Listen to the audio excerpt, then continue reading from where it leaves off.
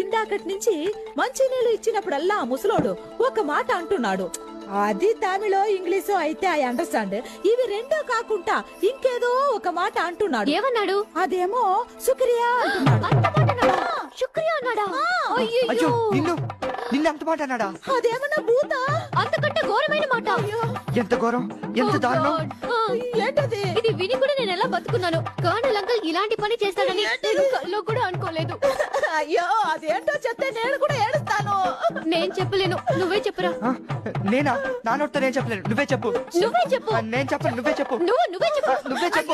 అయ్యో ఎవరిలో ఒకళ్ళు చెప్పండి, టెన్షన్ తో నేను చచ్చిపోతున్నాను. సరే నేనే చెప్తాను. శుక్రియా అంటే అంటే శుక్రియా. I love you.